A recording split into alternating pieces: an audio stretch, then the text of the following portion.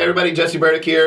I am up at Elite Performance Center here with Chris Duffin. He has been kind enough to take some time to talk to me about the Duffalo bar. I've been a big fan of the Buffalo bar, and when Chris came out with the Duffalo bar, I was one of the first people to order it.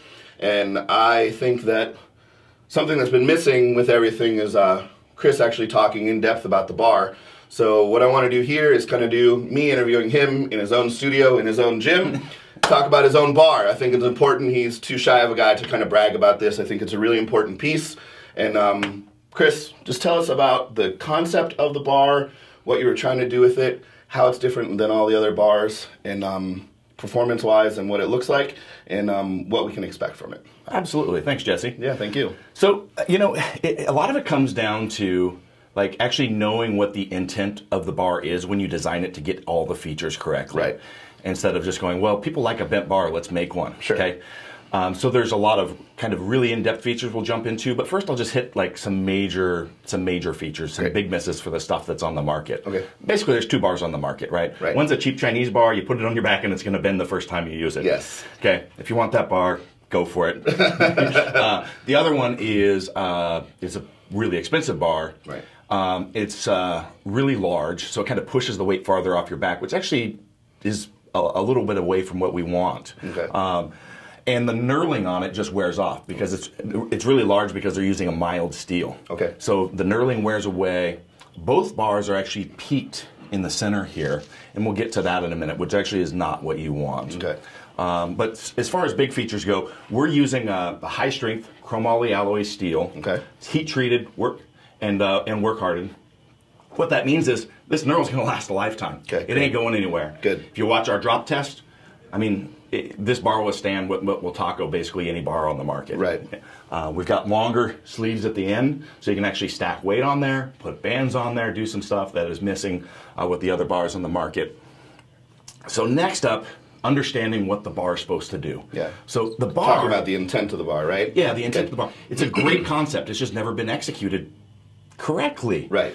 So, you know, it really allows you to actually maintain proper shoulder joint centration instead of having the bar push you out of.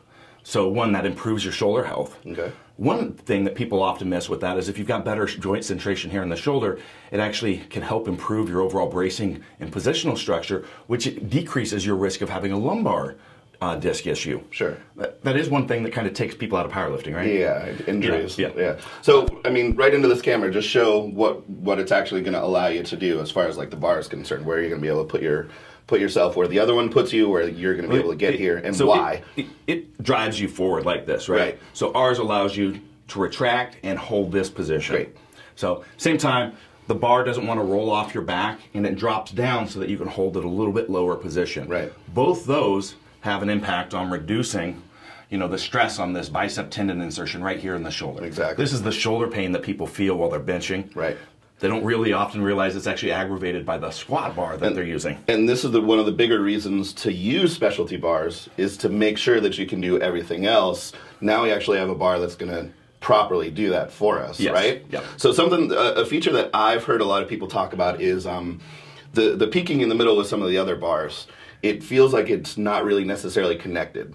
Everyone that's been talking about this bar so far that hasn't got it before I did has talked about the connection across their back almost all the way directly into their hands. They really feel connected to it all the way across, where the other one, they're just feeling the bar literally right here and right on the top of their top of their spine. It actually puts the force right where you don't want it. Right. So it doesn't want to roll off your back. It's got a little bit lower in the hands, but it's not seated. So we do a dual radius, so we've got two different bends in there. You can't see them until you actually put it on your back and you go, oh my God, this fits like a glove. Right. And the trick is actually getting it and know where to put it so that a 100-pound lifter can feel it. Right. A 300-pound lifter, it works for them. A high bar squatter, a low bar squatter. Okay. So knowing and getting that best position to match all those positions. Because I get that question all the time. Well, does it work for me because I'm small? Does it work for me because I'm a high bar or a low bar? Right. Like, yes, that's actually the point. Yeah, you've done your homework to kind of figure out where we want to go with And it. then we've actually done a little bit more of a bend, so that reduces that strain a little bit further on the bicep. So that's positive.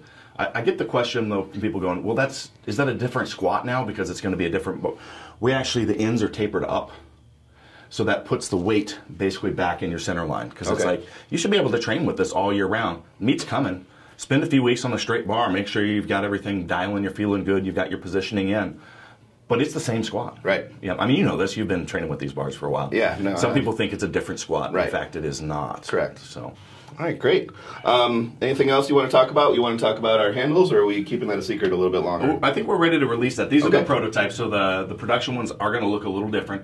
But the actual main intent is not the handle, but that's a mount for your bands or your chains. Okay. And you don't have to worry about if you've ever had those and you're trying to pull plates on off. What did I put on first? Oh, we've got to change. We got the wrong band or the wrong chain, and we got one or the other. You've always got them in the way, right? So this is convenient. You can change those completely independently. Great. And then there is a small subset of the population that has really bad shoulder issues. You know, they've been lifting for 20, 30 years.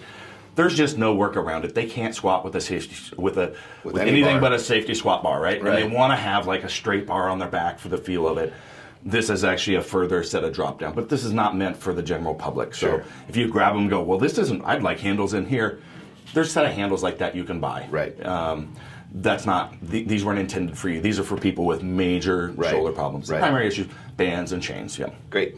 And it looks great, and this will be released probably next couple months, so we can kind of get those on the bars that are coming out. Yeah, we should actually have those for sale within the next month. Great. So we've got the finalized prototype in production right now, and we'll be able to turn it around pretty quickly to finished. And as my understanding, since I don't have my bar yet, you sold all the bars from all the steel that you ordered right away. Over 150 bars went almost immediately. Yes. Okay, so then people need to understand that it takes a little bit of time to re-up on steel and then kind of get it So this is whittled not, down. This is not whittle? off the this is not off the shelf steel. We Right. work directly with the steel mill on getting this steel. It is built for us. Good. So there is no calling up the steel yard saying, "Hey, can I buy a couple sticks of that and let's run some bars?" Okay. Right. But yeah, we're running a 12-week lead time right now Okay. due to demand. But trust me, this bar is worth it. I mean, this is going to be, in my opinion, and we're going to discuss a little bit further in this. This is the ultimate training bar for both squatting and benching. Great, and we'll get into that a little bit more. But I just want to make sure people understand that,